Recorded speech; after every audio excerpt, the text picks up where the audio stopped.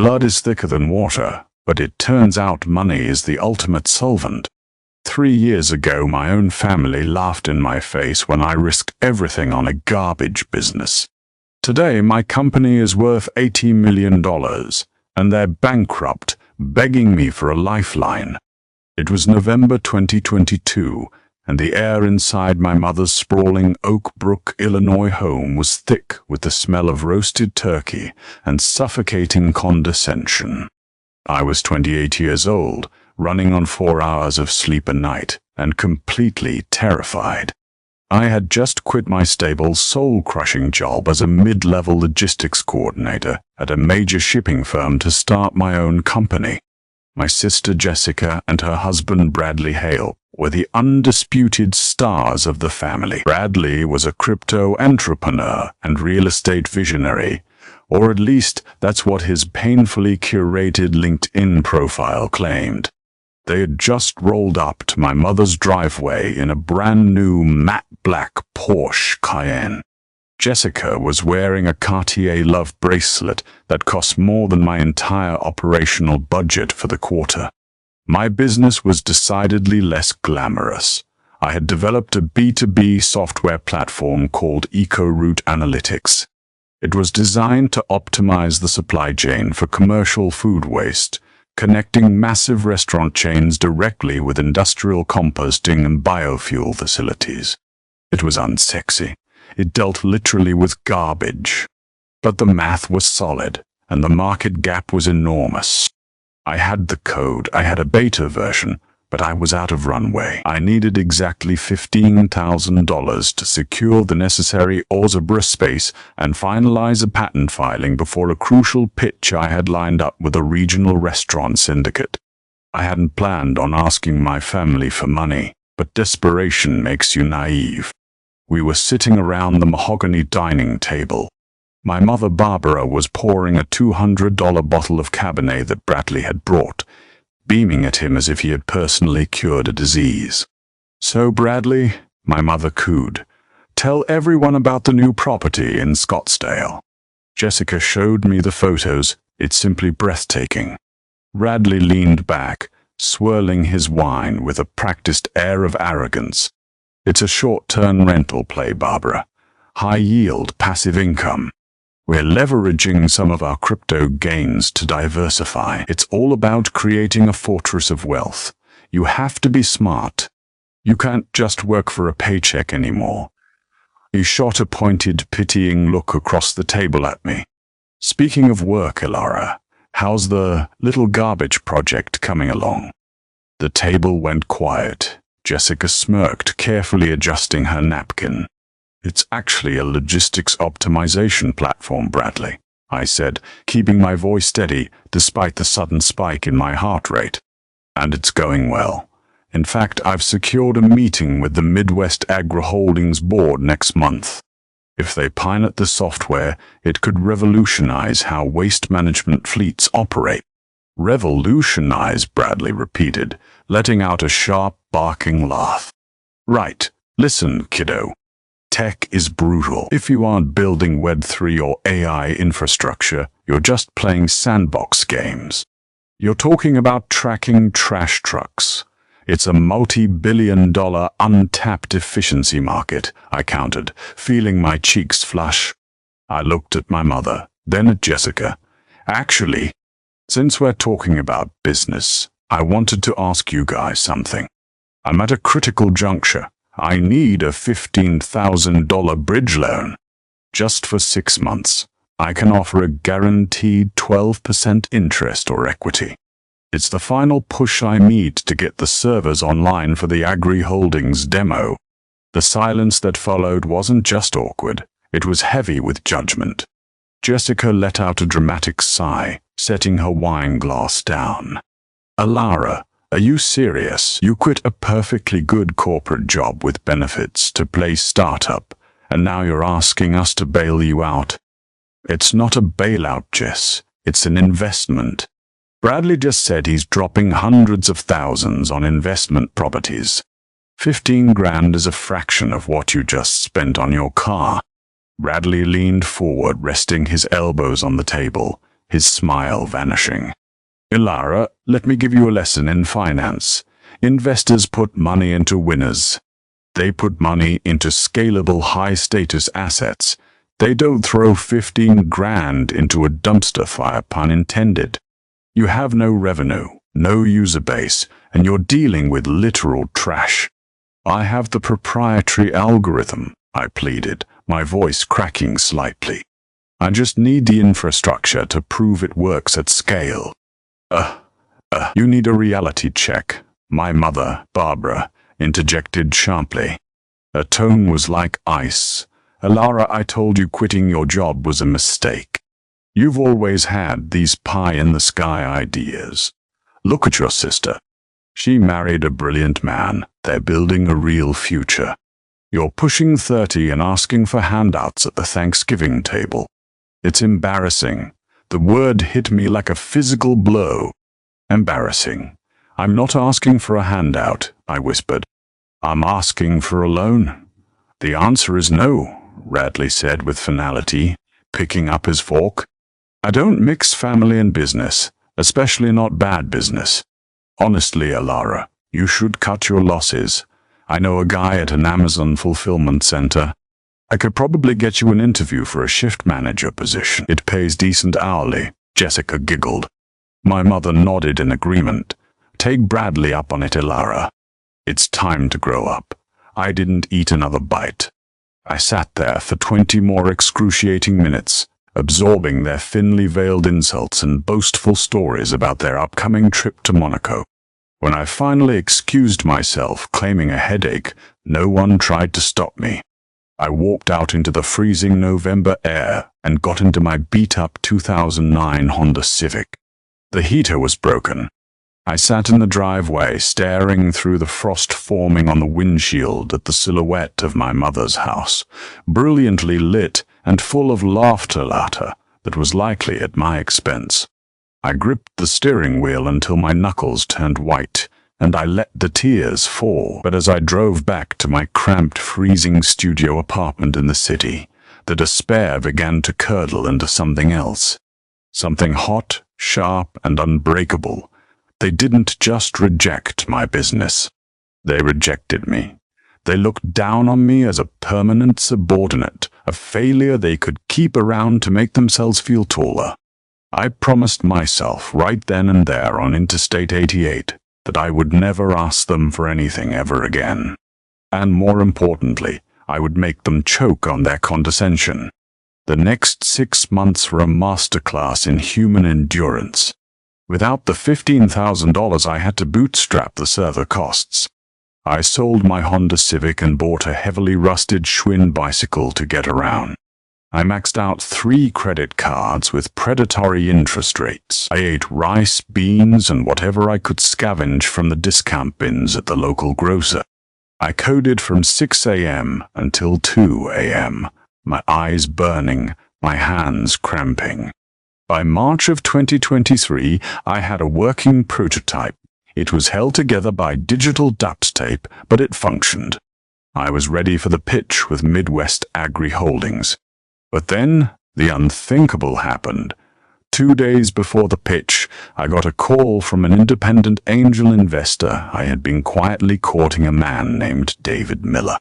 David was a gruff, old-school logistics veteran who had shown genuine interest in EcoRoute. Ilara, we need to talk, David said, his voice flat.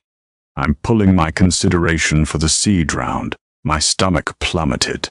David, why? We were finalizing the term sheet next week. What happened? There was a heavy pause on the line. I had a round of golf yesterday at the country club. Ran into your brother-in-law, Bradley Hale. He overheard I was looking at a waste management startup. My blood ran cold. What did Bradley say? He told me, off the record, that you were deeply in debt, emotionally unstable, and that your algorithm was largely plagiarized from open-source code you didn't understand. He said your own family wouldn't touch your business with a 10-foot pole because you have a history of manic delusions. I couldn't breathe. It wasn't enough for Bradley to deny me the loan.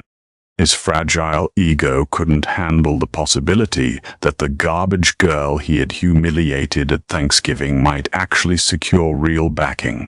He went out of his way to actively sabotage me. He wanted me to fail to validate his own superiority. "David, none of that is true," I said, my voice trembling with pure rage. "He's lying. He has no idea how my tech works." "Maybe so," David replied, not unkindly, "but in this business, where there's smoke, there's usually fire. And if your own family is throwing up red flags, I can't risk my capital. I'm sorry, Alara. Good luck." He hung up. I screamed.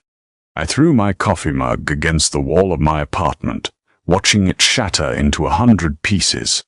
I collapsed onto my cheap futon and wept until my throat was raw. Bradley had ruined me, but the morning of the Midwest Agri Holdings pitch, I woke up with a chilling calmness. I had nothing left to lose. My car was gone, my credit was destroyed, my family had betrayed me. All I had was the code. I took the bus to the corporate headquarters of Midwest Agri Holdings. I walked into a ballroom filled with 12 skeptical executives in expensive suits. I didn't give them the standard slide deck. I bypassed the marketing jargon completely. Instead, I plugged my laptop into the projector and brought up a live, real-time map of their current waste disposal fleet. "Over the last 48 hours, I hacked into your publicly available GPS tracking data," I told them, the room suddenly dropping to a dead silence. "I ran your current routes through my eco-route algorithm."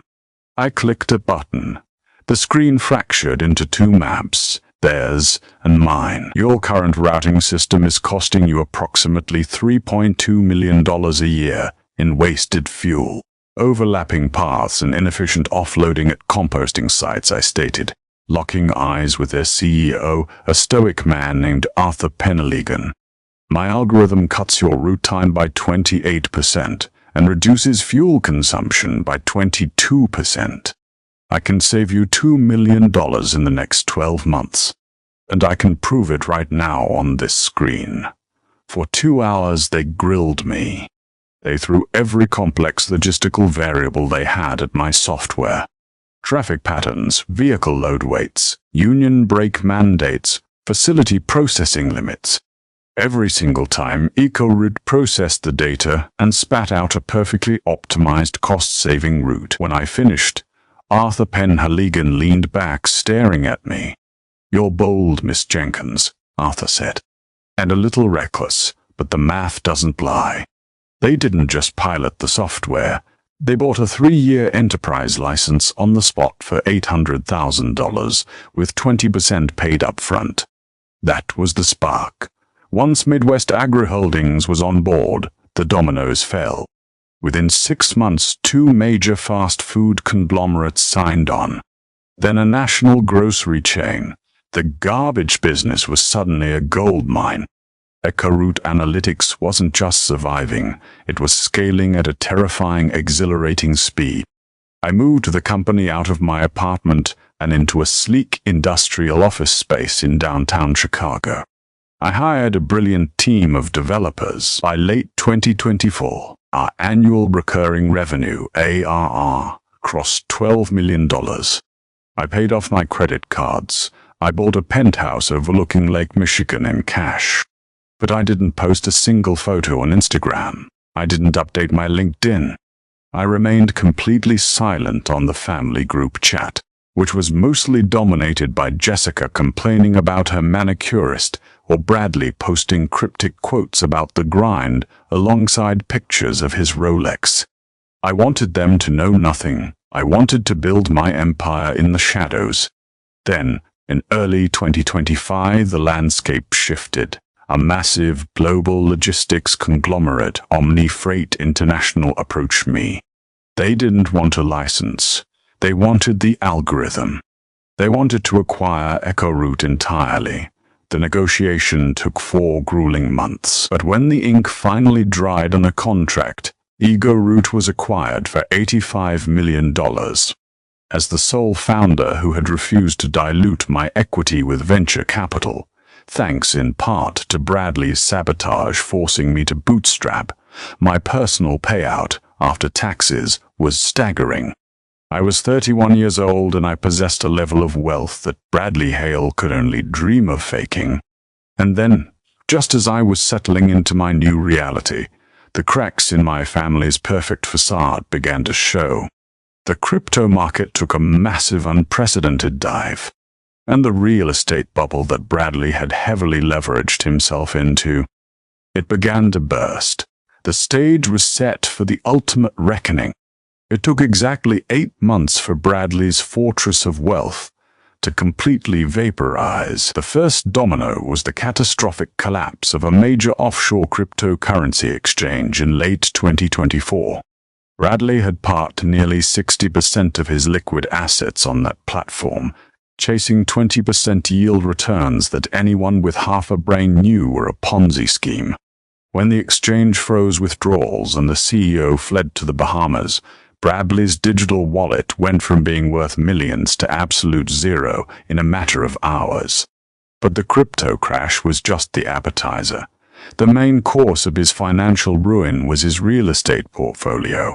Bradley hadn't been buying properties in cash. He was deeply, perilously overleveraged. He had taken out adjustable-rate mortgages on 5 different short-term luxury rentals across Arizona and Texas. When the Federal Reserve hiked interest rates, his monthly payments skyrocketed. Simultaneously, the vacation rental market softened. His occupancy rates plummeted from 80% to a dismal 20%. He was suddenly bleeding $50,000 a month just to keep the lights on and the banks at bay. And then came the fatal blow, the secret he had been keeping from my sister. To cover his margin calls and hemorrhaging mortgages, Bradley had convinced my mother, Barbara, to let him take out a massive home equity line of credit, HELOC, on her pristine, paid-off Oak Brook estate. He had promised her guaranteed returns. Now the bank was calling the note due. I knew all of this, of course, because when you have $85 million, you have access to excellent wealth managers, forensic accountants, and private investigators. I had hired a firm on the Sell Street to keep a quiet, distant eye on Bradley's corporate filings. I watched his empire burn from the comfort of my penthouse, sipping black coffee as the foreclosure notices became public record. The silence on the family group chat finally broke on a Tuesday in early 2026. My phone buzzed. It was my mother. I stared at the caller ID for a long moment before answering. Elara. Her voice was thin, trembling, completely stripped of the imperious authority she usually wielded. "Hello, Mom," I said, my tone perfectly neutral. "Elara, sweetheart, how are you? We haven't heard from you in ages. I was thinking about you. I've been busy." "What's going on?" There was a ragged sigh on the other end. "It's your sister, and Bradley, and, well, me. We've hit a bit of a rough patch. The economy, you know. It's been dreadful for real estate. Bradley had some investments get tied up in litigation. It's a temporary liquidity crisis. A temporary liquidity crisis." It was almost comical how they clung to corporate buzzwords, even as the ship was resting on the ocean floor. "I see," I said simply. "We need a favor, Elara," my mother pushed on, her voice tightening with desperation. "Just a small one. We need to consolidate some debts. We need someone with a clean credit history to co-sign a bridge loan. And, well, we thought maybe you could take out a personal loan against your salary. You're still working at that shipping company, right?" The logistics one. They genuinely had no idea. They hadn't bothered to Google my name or my company in 3 years. They still pictured me shivering in a broken-down Honda Civic, begging for scraps. "You want me to take out a personal loan to bail out Bradley?" I asked, savoring the sheer audacity of the request. "It's not bailing him out," my mother snapped, a brief flash of her old self returning. "It's helping your family. We are on the verge of losing the Oak Brook house, Elara. The bank sent a notice of intent to foreclose. We just need $50,000 to catch up on the arrears while Bradley liquidates his Scottsdale property. He'll pay you back with 20% interest, please. You're the only one left. $50,000. To me, it was pocket change. To them, it was the difference between keeping their country club membership and living out of Jessica's matte black Porsche. I'm not discussing finances over the phone, I said smoothly. If you want to talk business, we can have a meeting. Tomorrow at noon. Okay, yes. Where? Should we come to your apartment? No, I replied. I'll text you an address in the loop. Dress professionally. And bring Bradley. I hung up, a slow, dangerous smile spreading across my face. The trap was set. The address I texted them belonged to the Omni Freight International Tower, a towering obelisk of glass and steel in the heart of downtown Chicago. As part of my buyout, I had retained a massive corner office suite on the 50th floor to run my new private equity venture, Ascent Capital. At exactly 11:55 a.m., my executive assistant, a sharp-eyed young man named Harrison, buzzed my intercom. Ms. Jenkins? Your 12 o'clock is here. Barbara Jenkins, Jessica Hale, and Bradley Hale. They seem a bit confused by the security desk. Send them up, Harrison, I said, and prepare the conference room. I stood up, smoothing the skirt of my tailored Tom Ford suit, and walked into the adjoining glass-walled conference room. The view of Lake Michigan was breathtaking, a sprawling expanse of glittering blue. I sat at the head of the polished marble table and waited. The heavy glass doors swung open. Harrison ushered them in. My mother looked 10 years older. Her designer clothes hung slightly loose, and the stress lines around her mouth were deeply carved. Jessica looked pale, clutching a generic leather tote bag instead of her usual Chanel. And Bradley looked like a cornered animal. His suit was wrinkled, his posture slumped. They froze the moment they stepped into the room. Their eyes darted from the panoramic skyline view to the catered spread of artisan coffee and pastries, to the sleek corporate logo on the wall, and finally, to me. Elara? Jessica whispered, her jaw practically unhinging. What? Whose office is this? Are you a secretary here? I gestured to the leather chairs around the table.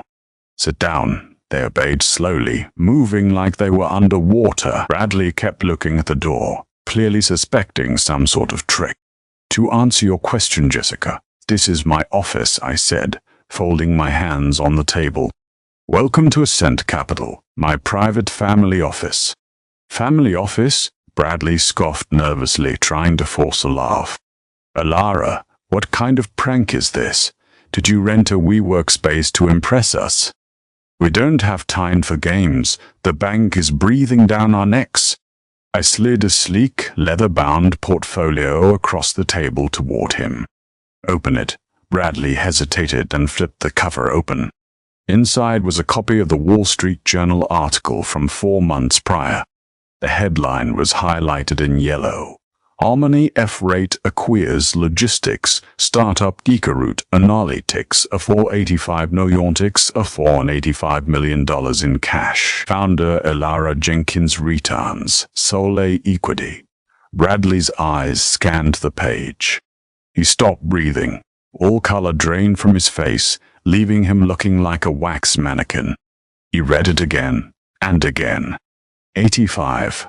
My mother choked out, leaning over his shoulder to read the headline. $85 million? Elara, is this real? Very real, Mom, I said, leaning back in my chair. It turns out the little garbage project wasn't a sandbox game after all. The algorithm was sound, the market gap was massive, and I executed perfectly. Jessica looked like she was going to be sick. You've been a multimillionaire this whole time? And you didn't tell us? You let us struggle while you were sitting in a skyscraper?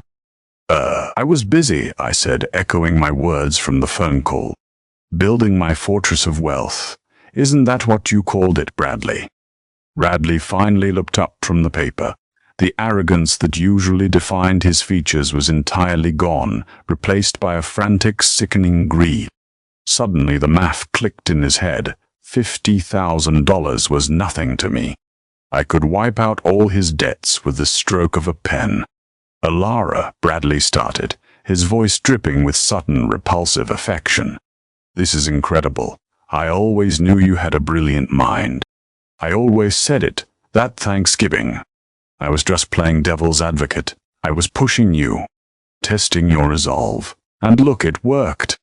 You proved me wrong. You pushed me. I asked, keeping my voice dangerously quiet. Exactly, my mother chimed in, tears of relief pooling in her eyes. We gave you tough love, sweetheart. We didn't want you to rely on us. We wanted you to spread your wings. And now, oh, Alara, this is a miracle. You can pay off the HELOC. You can save the Oakbrook house. You have more than enough to fix everything.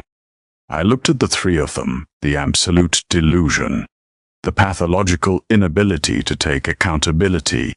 They genuinely believed they were entitled to the fruits of the very labor they had mocked and tried to destroy. You're right, Mom, I said slowly. I do have enough to fix everything.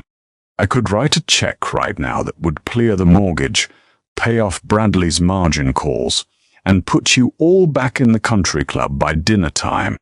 Bradley practically lunged across the table, his eyes shining.